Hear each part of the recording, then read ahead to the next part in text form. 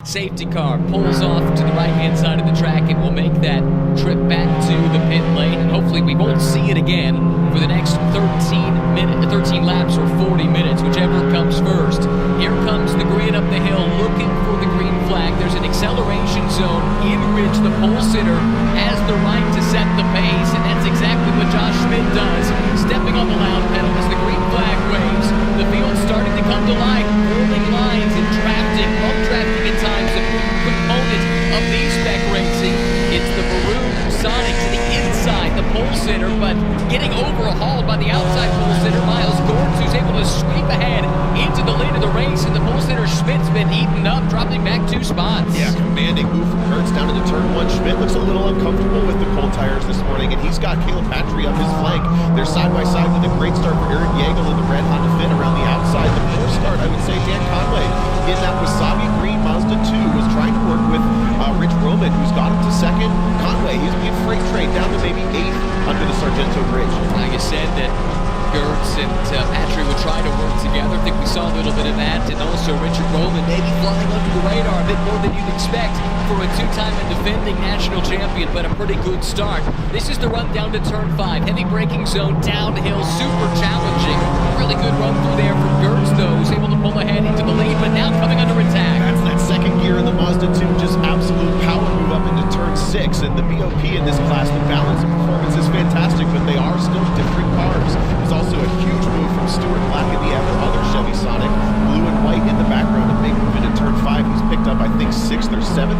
Pekarsik also up from 10th into 6th. How about that big start for Pekarsik to get up those positions there in the early stages. Roman, the 2-time and defending champion, but making his first runoff start in this car.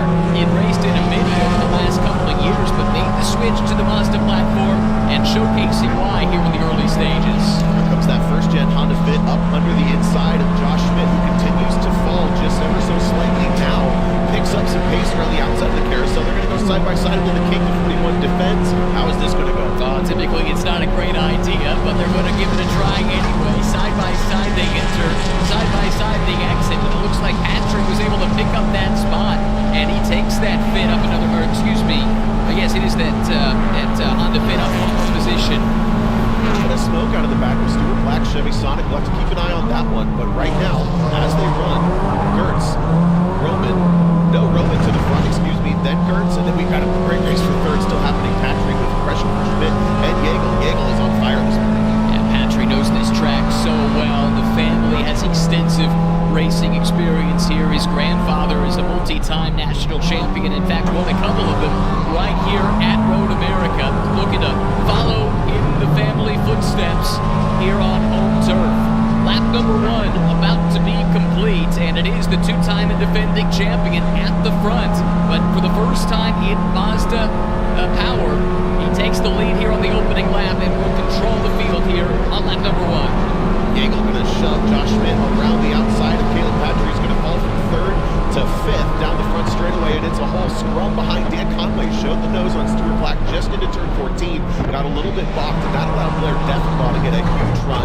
Unfortunately, Defenbaugh wasn't able to realize that he gained from it. In fact, he drops a couple positions in that white, teal, and purple Honda Fit, and they're still battling so hard. That's Chris Taylor in the orange Mazda 2 flying just off track limits at turn 1. No track limits in force here this weekend. It's all fair play. Busy weekend for Defenbaugh because in addition to running in this race, he's part of the SCCA's marketing team and has quite a few duties in that capacity too, but has a lot of friends and family here helping him out as he makes his racing debut at Road America. He was here in an SCCA capacity a year ago, had not driven here until this event though. Talk about teammates and intentions. At this point, I would say you kind of have to work with what you get. Gail Corley way down the inside on Pekarsik. Does he see him? Yes. Corley with a huge move, though, on Dan Conway, who's having a bit of a nightmare start of this race. He was, again, intending to run towards the front. He was leading much of last year's race until some contact took him out. He's found himself battling in the second pack of BSPEC. He's going to need to calm this down and try to work with somebody, maybe Rob Pekarsik, to get up towards that top 5. The Virginian started 5th. He's dropped down to 9th. We'll have to gather it back up with 11 and a half laps to go. It's still Roman out in front. Gertz runs 2nd. Patry in 3rd. Schmidt, Yeagle, the top 5 as the field makes their way toward the carousel, which you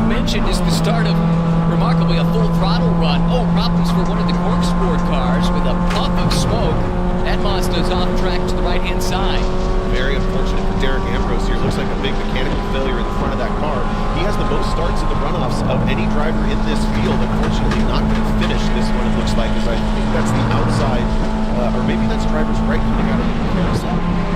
Tough spot to end up. I'm not sure where that was.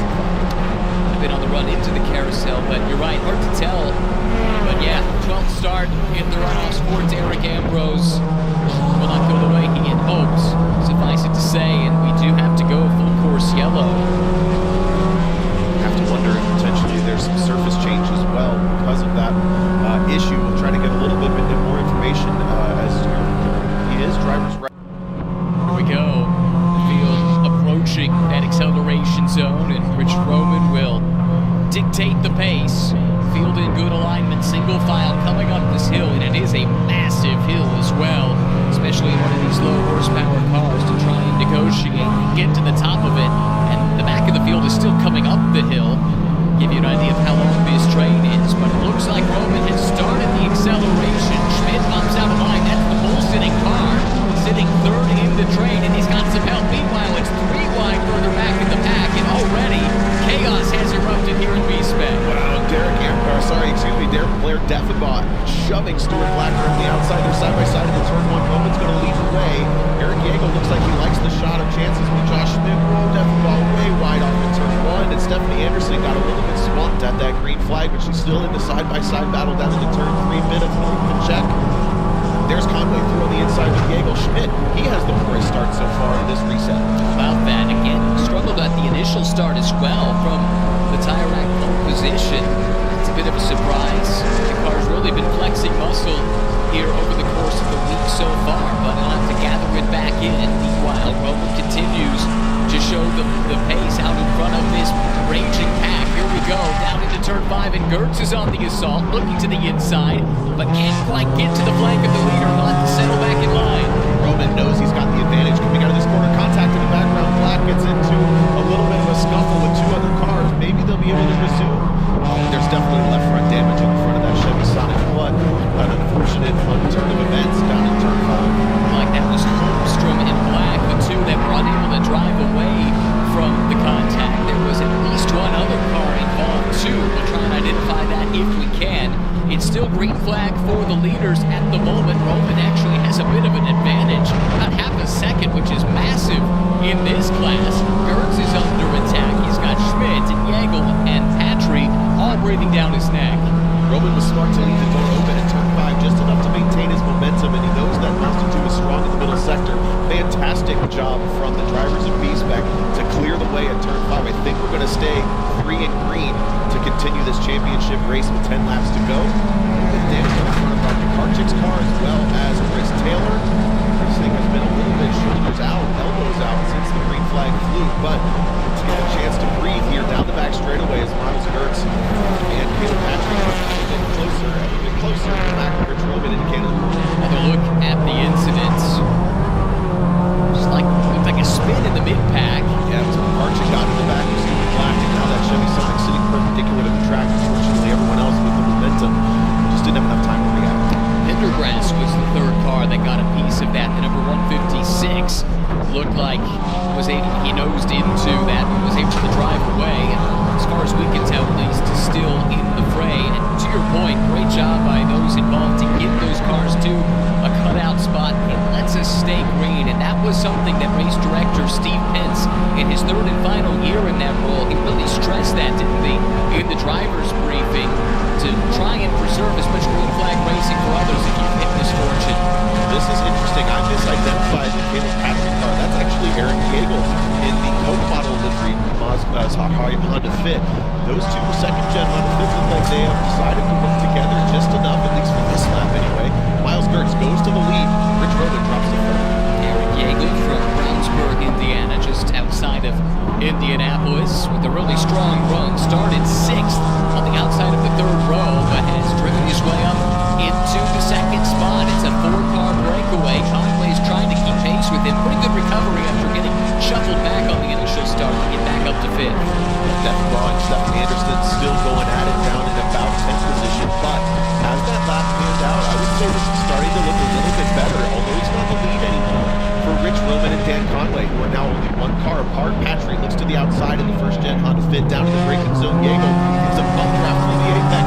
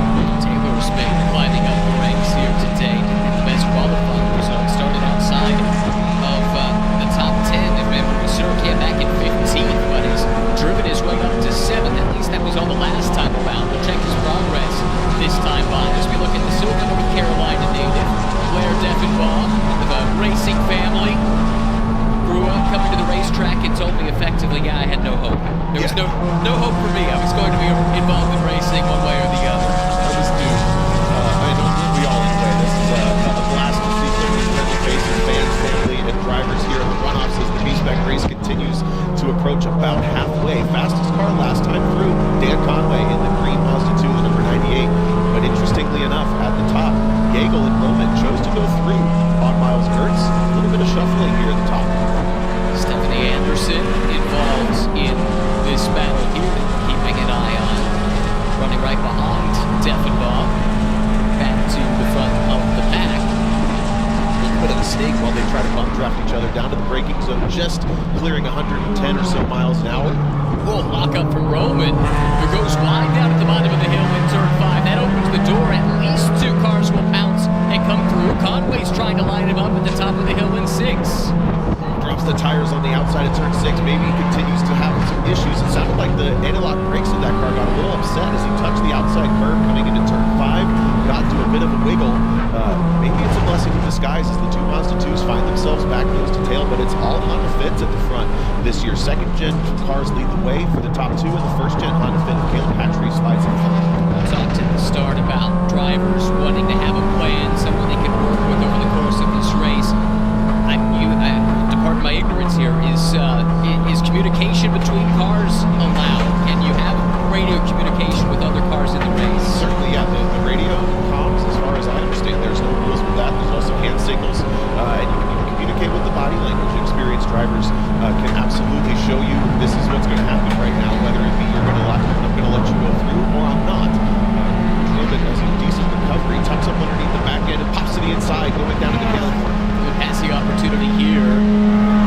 Down the can of the corner. We'll wait and see if he can make the move. Here he goes to the inside and will take that 3rd spot back. So you're right. Strong recovery as he picks up that right rear. Rear tires don't do a whole lot in this class. Front wheel drive, so it's the front wheels that do the bulk of the work. Rich Roman is looking a little bit impatient. Don't say that negatively. He looks like he's not going to be particularly waiting around for anybody to work with or any opportunity. And I think he partially knows that because this race could go yellow at any moment. He actually won the championship last year because he took the opportunity to take this top spot away in the middle of the race, and we never went back to the green flag. So you see in that number 1, Mazda 2, he is absolutely on it, making every move, every chance he gets. Rather than trying to be a little bit more patient, the car was being the most patient right now, I would say, is Miles Kurtz pushing Eric Yeager's down to turn 1, starting lap number 7. Totally agree. He had him lined up, but never looked like he had any notion of popping out of line. Instead, he kept the bumper locked to the front of Yeager's number 46, trying to build the gap over the hard-charging Roman. Patry right there as well, as is Conway and Schmidt, the pole sitter. A bit of a distant 6th, but still trying to remain in contention. Patry pushing Roman back into the same space as the leaders down into turn 1 and turn 3. They're basically equidistant between each other. The top 5 down to the braking zone for turn 5 on lap number 7 here.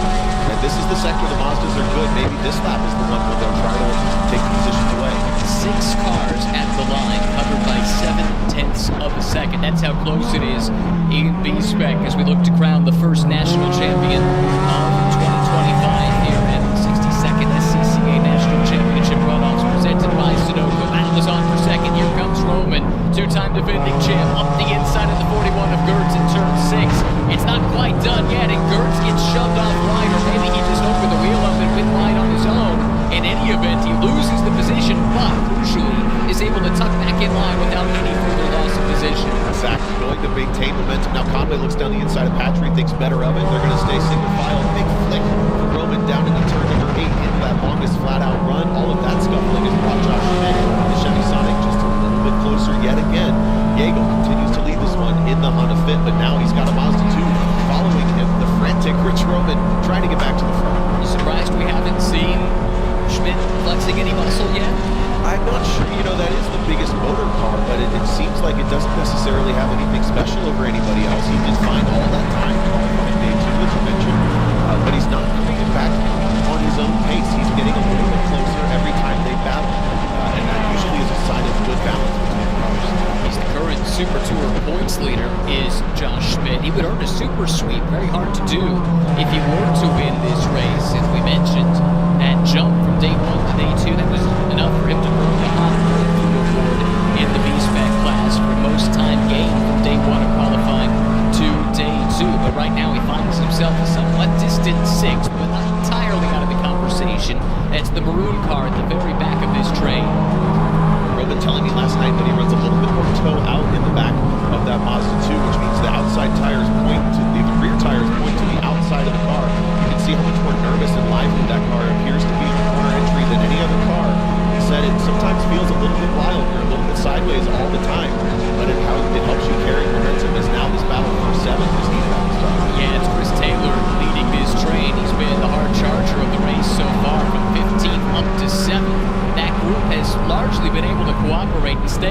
although the cooperation breaks up a little bit. In fact, that was Stephanie Anderson taking a peek, but ultimately does stay in the train. Anderson running in 10th right now, which would mesh well with her goals. She said a top 10, top 5 would be a great result here on home soil.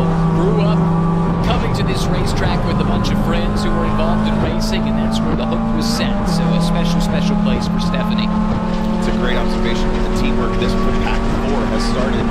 They've been in a lot of action towards the beginning of this race, but they're bringing themselves ever so slightly closer to the top 6, and that's not an insurmountable gap as soon as this top 6 starts to scrum. Speaking of scrum, side by side for second down at 5. Yep, here comes Gertz to the inside there, and Gertz will take second spot from Roman. It's still Jägel in the Coke colors out in front.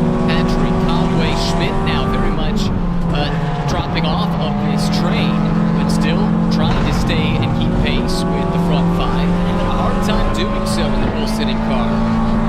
Dan Conway has moved past Caleb Patrick, who's a little position change there for 4th and 5th. Also, funny enough, in the live stream chat, Derek Ambrose already shared with us.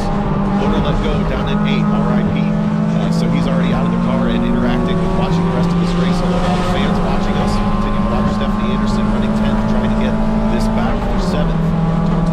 Well, I hate to see it. Derek, who's a great competitor, making his 12th runoffs appearance, and busy this year as well, running the Mazda program in SRO's touring car category. To see Derek in that crew at Indianapolis in a couple weeks' time for the season finale of that championship.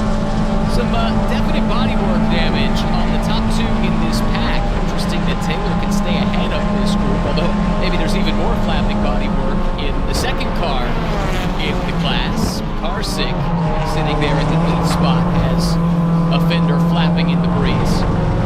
We've seen some bump drafts through the apex of some of these corners, which most of the drivers will welcome. It helps you get off the corner a little bit quicker, but that's potentially where the front end damage of that Mazda 2 came from.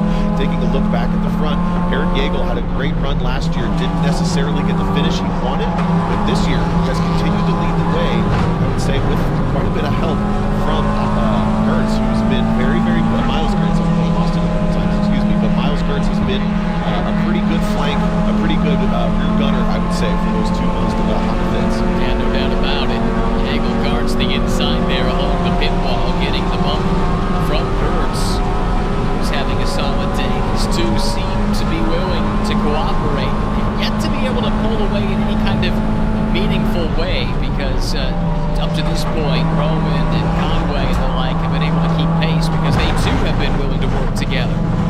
The momentum from Roman through turn 1, using all the pavement available, but very productively as he rolls the speed in that number 1 Mazda 2 through turn 1, and that kind of pace is what keeps bringing him back into the conversation when they come onto this back straightaway, the great sweep into turn 5. They're just there again.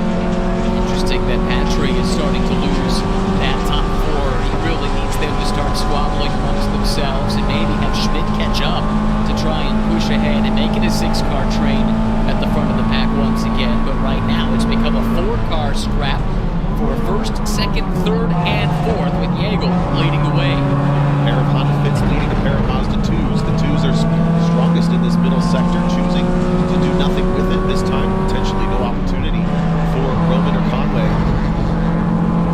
All the track in turn 6, those curves, you got to be a little bit careful, and I would say throw that out the window at this point of the championship race, but they are so rough. They can knock the alignment out. They can certainly float the car if you're not on top of the wheel. You mentioned the way last year's race played out, Tom, and Rich went to the lead and took it. Then there was the interruption, and ultimately the race never resumed, and he ends up with the national championship, his 2nd in a row. On one hand, you want to be patient in a situation like this. You want to keep the powder dry with still 4.5 laps to go. But on the other hand, you don't know when that crucial flag could come out that would ultimately signal the end of the race. Exactly. And, the longer the race stays green, the more likely it is to stay green. But these drivers are probably pretty aware of what's going on behind them, as well as probably see that things have spread out just a little bit. That eases the tension just slightly in the helmet. But if you get the opportunity, it's really hard to not take it. And we're now seeing down the back straightaway after the middle sector, coming into sector 3, those Honda Fits pull out just a little bit from the exit of the carousel down to the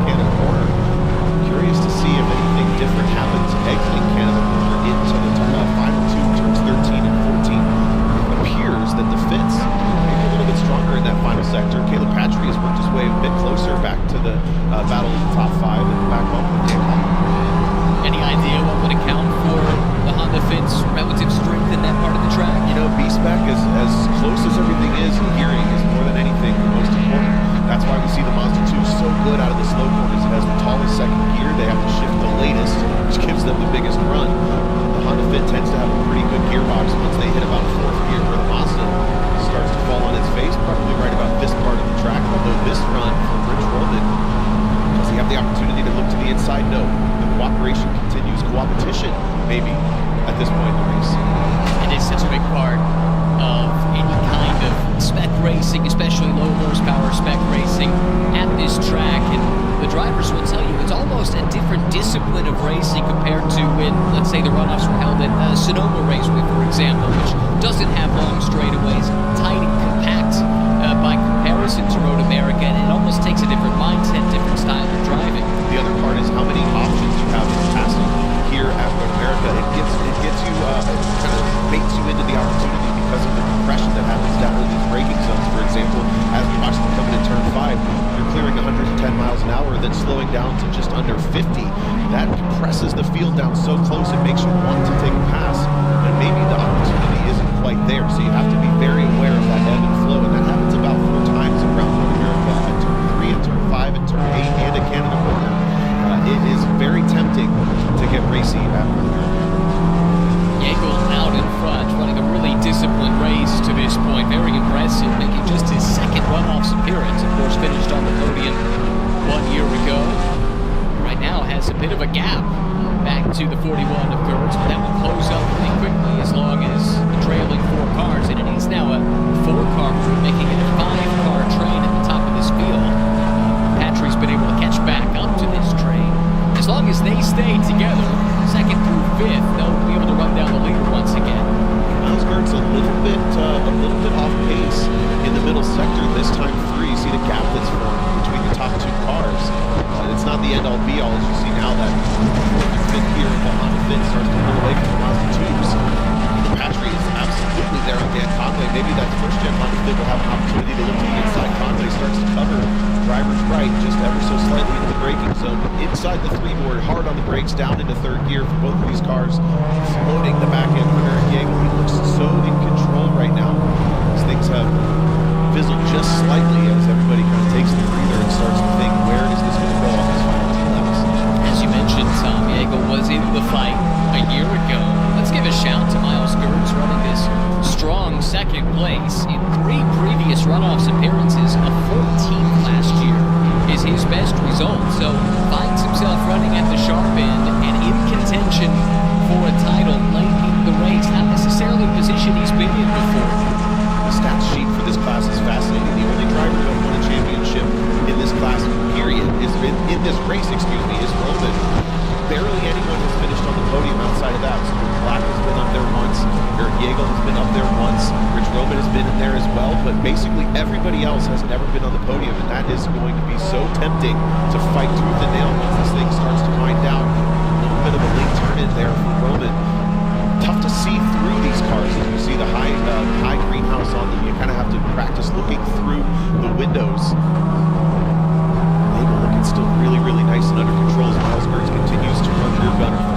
Car I've got my eye on is the car in 5th, and that Patrick machine just did its best lap the last 2 laps in a row. In fact, just did a 2:53.7, which is within a 10th of the best lap of the race so far. Part of that, though, was, of course, catching this train and a big draft to draw upon, and it's helped him close up. But it's a driver with a lot of experience at this track, and plenty of pace in the car, it would appear, as Gertz looks inside of Yeagle down at the bottom of turn 5.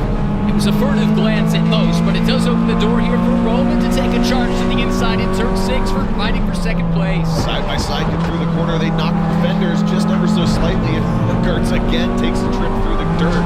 It's worked for him last time. It works for him again this time, as I think he's going to keep the position, in fact, through the grass and holds the point. Now he's got the outside of turn 8. Going to go for the momentum. We're side by side, 2x2 down into turn 8. Look how it lets Yeagle escape. Roman does take the spot. Conway, who's had a yo-yo kind of day, up and down, it seems like, every single lap. Next to take an attack here on Gertz, fighting for the 2nd spot. Gertz is able, or 3rd spot. Gertz is able to hang on. And in fact, Conway was just overtaken by Patrick now, so he drops to the back of this 5-car train. That was very interesting. I'd say down into turn 5, I think Gertz was looking to protect the position more than trying to pick up the lead. He was still thinking more about his and Eric Yeagle's race. Unfortunately, that opportunity for Conway Roman to pick up the side-by-side. He's now changed the dynamic of this race ever so slightly. Gertz gets the run back. How about this? To the outside he comes in car 41. Tries to sweep across the bow of Roman, but Roman won't give the spot up easily. Up and over the curbs, you see the 41 bouncing up and down, able to continue to maintain traction and pull ahead and take the position, and following him through, here comes the hometown hero, Patry.